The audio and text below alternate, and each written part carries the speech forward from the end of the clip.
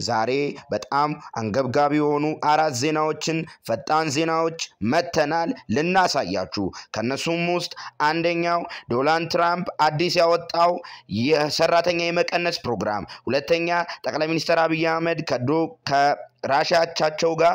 የኒውክሌር ስምምነት ተፈራረሙ ሌላው ደግሞ አትሌቲክሶች ዛሬ ያወጡት መግለጫ አለ በመጨረሻም የትግራይ ፕሬዝዳንት አዲሱ ስለ ጦርነት ያወጡት መረጃ አለ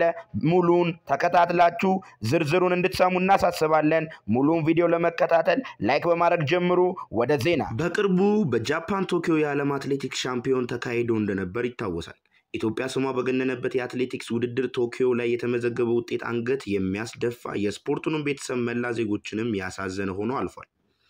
የኢትዮጵያ አትሌቲክስ ፌዴሬሽን መግለጫ ሰጥቶ ነበር የኢትዮጵያ አትሌቲክስ ፌዴሬሽን ፕሬዝዳንት ሰለሺ ሳህን በተገኘው ውጤት ፌዴሬሽኑ ልኡካን ቡድኑ ማዘናቸውን ገልጸው የተገኘው ውጤት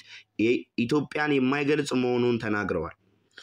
ህዝቡም ከልቡ ይቅርታ እንጠይቃለን ብሏል ፕሬዝዳንቱም አብሮ ለመስራት ፍላጎት አልነበረንም አትሌቶች አብራችሁን ልምምድ ስሩ በቡድን ስሩ ሲባሉ በአፍሽሽ ብለው ተናግረው ግን አይተገብሩም ፍላጎትም የላቸውም ሲሉ ገልጸዋል ሀገራዊ ስሜት የለም አትሌቶች ሀገራዊ ስሜት የላቸውም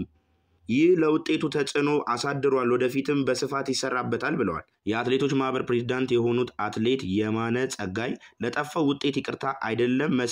መታሰርም ሲያንስ ነው ሲሉ ተናግረዋል የተመዘገበው ውጤት የማይገባ ነው ይቅርታ አይደለም አለመታሰራችንም አንድ ነገር ነው ሲሉ ገልጸዋል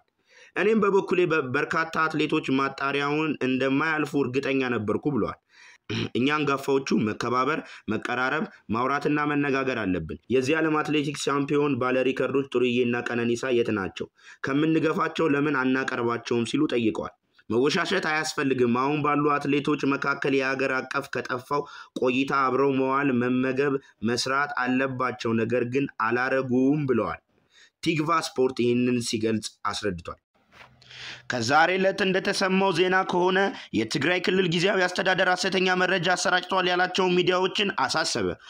በተለይም አዲስ አድማስ ጋዜጣና አሱን ዋቢ በማድረግ የተለያዩ ሚዲያዎች ፌደራል መንግስት በትግራይ ላይ ሌላ ዙር ጦርነት ለመክፈት ዝግጅት እያደረገ ይገኛል ሲሉ ለጀነራል ታደሰ ወረደ ተናግረዋል ሲሉ አሰራጭተዋል ፕሬዝዳንቱም በሐሰት ይህን አሉ የተባለው ከዓለም አቀፍ የስደተኞች ተቋም የኢትዮጵያ ኃላፊ አቢባት ዩዌን በተወያዩበት ወቅት ነው ያሰራጩትም ዘገባ ፍጹም የተሳሳተ ነው ያለ አስተዳደሩ ፕሬዝዳንቱ ለጀነራል ታደሰ ወረደ ከዓለም አቀፍ የስደተኞች ተቋም የኢትዮጵያ ኃላፊ አቢባት ዩዌን በተወያዩበት ወቅት እንዲህ ያለውን ነገር እንዳላሉ አሳውቋል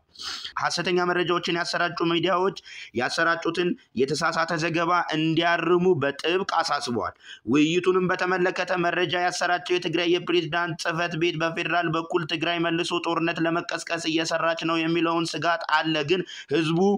እና ጊዜያዊ አስተዳደሩ በምን መልኩ ጦርነቱ እንዳይቀሰቀስ በትኩረት እየሰሩ ነው በፕሪቶሪያው የሰላም ስምምነት መሰረት የትግራይ መሰረታዊ ጥያቄዎች ባይመለሱም አሁን ሰላም ለማጽናት የጦርነት ድባብ ለማስወገድ በልዩ ጥንቃቄ ኃላፊነት እንሰራለን ሲሉ ለጀነራል ታደሰ ወረደ መናገራቸውን ነው ያሰፈረው ይህንም የዜና ምንጫችን ቲግቫ ነው ኤንቢሲ ዜና ባገኘው ማስታወሻ መሰረት ዋይት ሃውስ ቢሮ አስተዳደርና በጀት ፌደራል ኤጀንሲዎች ለሰራተኞች ቅነሳ እንዲዘጋጁ እየጠየቀ ነው ይህም የሚያሳየው የመንግስት ስራ ሲዘጋ ከዚህ ቀደም ይደረግ እንደነበረው አስፈላጊ ያልሆኑ ሰራተኞችን ለጊዜ ከስራ ከማገድ ባለፈ የፌደራል ሰራተኞች በቋሚነት ለማሰናበት እየተዘጋጀ መሆኑን ነው በኮንግረስ ውስጥ ያሉ ከፍተኛ ዲሞክራቶች ይህንን ማስጠንቀቂያ አጥብቀው ተቃውመዋል የሴኔት አናሳ ፓርቲ መሪ ቹክ ሹመር ይህ የማስፈራራት ሙከራ ነው ሲሉ የህዝብ ተወካዮች ምክር ቤት ዴሞክራቲክ መሪ ጄፈርሰን ደግሞ የኦኤምቢ ዳይሬክተር ሮስ ቮት ክፉ የፖለቲከኛ ሰርጎ ገብ ብለውታል ዛሬ በኦቫል ቢሮ ንግግር ሲያደርጉ ፕሬዝዳንቱ የመንግስት ስራ ሊዘጋ የሚችለው በዲሞክራቶች ምክንያት ነው ሲሉ ወቅሰዋል የዲሞክራቶችም ጥያቄዎች ምክንያታዊነት የጎደላቸው ሲሉ ገልጸዋቸዋል ዲሞክራቲክ የኮንግረስ መሪዎች ዛሬ ከፕሬዝዳንት ትራምፕ ጋር ሊገናኙ ቀጠሮ ቢይዙም ፕሬዝዳንቱ ስብሰባውን ሰርዘውታል ከዋይት ሃውስ የወጣው መልእክት በካፒታል ሂል ካሉ ከፍተኛ ሪፐብሊካን መሪዎች ጋር ተመሳሳይነት አለው ኢትዮጵያና ሩሲያ የኒውክሌር ልማት ፕሮጀክት ስምምነት ተፈራረሙ ኢትዮጵያና ሩሲያ በኢትዮጵያ የኒውክሌር ኃይል ማመንጫ ፕሮጀክት ልማት ዙሪያ በሮስታም እና በኢትዮጵያ ኤሌክትሪክ ኃይል ኮርፖሬሽን መካከል የድርጊት መርሃ ግብር መፈራረማቸውን የሩሲያ ፑቲን የዜና ምንጭ ዘግቧል። የሮሳቶም ዋና ስራ አስፈጻሚ ኤሌክሲ ሊካቼቭ እና የኢትዮጵያ የውጭ ጉዳይ ሚኒስትር ጌዲዮን ጢሞቴዎስ የቭላዲሚር ፑቲን እና ጠቅላይ ሚኒስትር ዶክተር አብይ አህመድ በተገኙበት የተፈራረመውን ሰነድ ተለዋውጠዋል። የፊርማው ስነ ስርዓት የበክሬምሊን የመጀመሪያው ህንጻ በሚገኝበት የተወካይ ጽህፈት ቤት በሩሲያ መሪ እና በኢትዮጵያ ጠቅላይ ሚኒስትር መካከል የተደረገ ውይይት አካል እንደሆነ ስፑትኒክ በዘገበው አስፍሯል። እንዲህ አይነት ወሳኝ የሆኑ ዜናዎችን ለመከታተል ቪዲዮዎችን ለመከታተል ቻናላችንን ሰብስክራይብ በማድረግ በየዕለቱ የምናወጣቸውን ትኩስ ዜናዎች ከፈጣን ዜናዎች ጋር በመሆን ዜናዎችን እንድትሰሙ እናሳስባችኋለን። ላይክ፣ ሰብስክራይብ፣ ሼር በማድረግ እንድትተባበሩን እንጠይቃችኋለን። እናመሰግናለን። እስከ ነገ መልካም ነገ